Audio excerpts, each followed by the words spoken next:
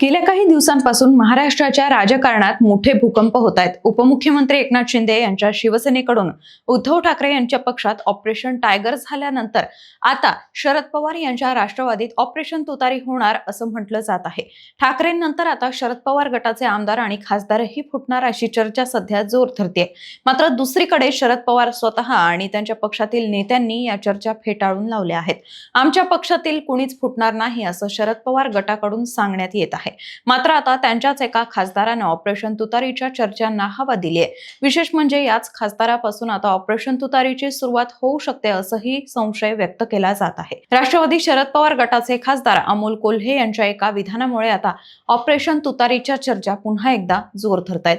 नेमकं शरद पवारांच्या राष्ट्रवादीत काय चाललंय, अमोल कोल्हेंमुळे ऑपरेशन तुतारीच्या चर्चांना हवा का मिळाली आहे हे समजून घेण्यासाठी हा व्हिडिओ शेवटपर्यंत नक्की बघा।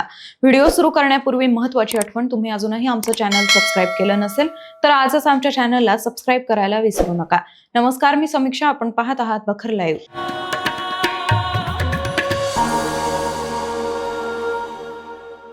राज्याच्या राजकारणात सध्या मोठ्या घडामोडी आणि राजकीय भूकंप होत आहेत। शिवसेना उद्धव बाळासाहेब ठाकरे पक्षात खासदारांच्या फुटीनंतर आता आमदार फुटणार असल्याच्या चर्चा जोर धरतायत। राज्यात ऑपरेशन टायगर 3 आणि ऑपरेशन तुतारी होणार असं बोललं जात आहे। ज्येष्ठ नेते शरद पवार यांना ऑपरेशन तुतारी बाबत विचारलं असता त्यांनी आमचा एकही आमदार खासदार फुटणार नाही असा ठाम विश्वास व्यक्त केला। मध्यंतरी शरद पवारांचा पक्ष काँग्रेसमध्ये विलीन होणार असंही म्हटलं जात होतं। मात्र राष्ट्रवादीच्या काँग्रेसमध्ये विलीनीकरणाला सध्या तरी ब्रेक लागलाय। 2 दिवसांपूर्वी शरद पवारांच्या राष्ट्रवादीच्या अंतर्गत गोटातून वेगळीच घडामोड समोर आली। त्यानुसार राष्ट्रवादीत 2 गट पडले असल्याचं बोललं जात आहे। सूत्रांच्या माहितीनुसार पक्षाच्या अंतर्गत गोटात सध्या प्रचंड अस्वस्थता आणि 2 मतप्रवाह असल्याचं समोर आलंय। महाविकास आघाडीतील जागा वाटप आणि भविष्यातील राजकीय गणितांवरून शरद पवार गटातील नेत्यांमध्ये 2 गट पडले आहेत।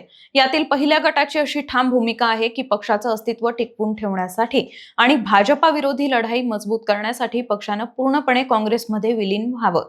या विलीनीकरणामुळे आगामी निवडणुकांमध्ये मोठी राजकीय ताकद निर्माण करता येईल असा या गटाचा कयास आहे। तर दुसरीकडे पक्षात एक दुसरा गट असाही आहे जो मात्र काँग्रेसमध्ये विलीनीकरणाच्या पूर्णपणे विरोधात आहे। या गटाच्या मते बदलत्या राजकीय समीकरणांचा फायदा घेत पक्षानं एनडीए मध्ये सामील व्हावं, कारण दिवंगत उपमुख्यमंत्री अजित पवार यांच्याकडून देखील दोन्ही राष्ट्रवादी एक करून झाल्यानंतर एनडीए सोबत कायम राहण्याचा विचार होता। त्यामुळे अजित पवारांची ती इच्छा पूर्ण व्हावी अशी अपेक्षा या गटाकडून व्यक्त केली जात आहे। मात्र शरद पवार यांच्यासह त्यांच्या अनेक नेत्यांनी आमचा एकही आमदार फुटणार नाही असा ठाम विश्वास व्यक्त केलाय। त्यामुळे आपला पक्ष एकसंध राहावा म्हणून वरिष्ठ पातळीवर दोन्ही गटांचं मन वळवण्याचे प्रयत्न सुरू असल्याची माहिती आहे। त्यातच राष्ट्रवादी काँग्रेस शरद पवार गटाचे खासदार अमोल कोल्हे यांनी मात्र वेगळेच संकेत दिले आहेत। नाशिकमध्ये त्यांनी माध्यमांशी संवाद साधला। यावेळी मुख्यमंत्री फडणवीसांचं त्यांनी कौतुक केलं। अमोल कोल्हे म्हणालेत की देश पातळीवर मुख्यमंत्री देवेंद्र फडणवीस यांची इन्फ्रा मॅन म्हणून ओळख निर्माण झाली आहे, जी कौतुकास्पद आहे। दिल्लीमध्ये ज्याप्रमाणे केंद्रीय मंत्री नितीन गडकरी यांचं नाव आदराने घेतलं जातं, तसंच देवेंद्र फडणवीस या मराठी माणसाचं नाव इन्फ्रास्ट्रक्चरच्या कामांसाठी घेतलं जातं। एक महाराष्ट्राचा लोकप्रतिनिधी म्हणून राजकीय पक्ष बाजूला ठेवून मी त्यांचं कौतुक करतो। यानंतर कोल्हेंना तुम्हाला महायुतीकडून सोबत येण्याची ऑफर आहे का असंही विचारण्यात आलं, तेव्हा कोल्हेंनी मिश्किलपणे पण सूचक उत्तर दिलं, अशी कोणतीही ऑफर माझ्याकडे अजून तरी आलेली नाही, पण जर भविष्यात महायुतीकडून ऑफर आली तर आपण त्यावर विचार करू असं ते म्हणाले। पण लगेचच पुढे त्यांनी मी फक्त विचार करू असं म्हटलंय, महायुतीत जाऊ असं म्हटलेलं नाही असं म्हटलं।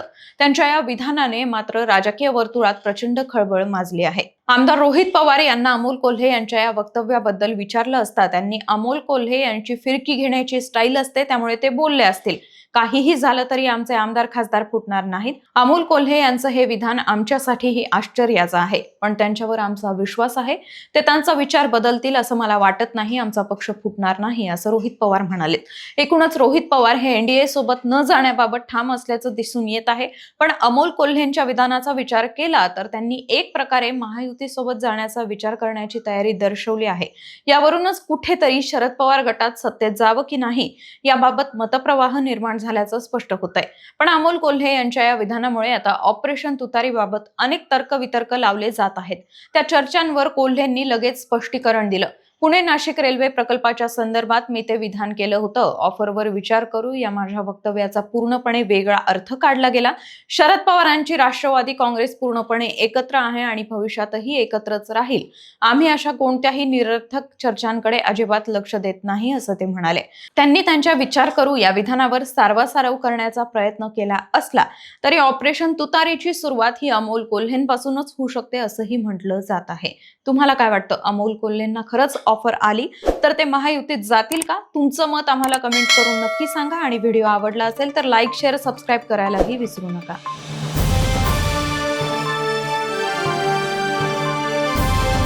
समाजकारण, प्रशासन आणि राजकारणातल्या अचूक विश्लेषणासाठी बखर लाईव्हच्या सोशल मीडिया प्लॅटफॉर्म्सना लाईक, फॉलो आणि सबस्क्राईब करा.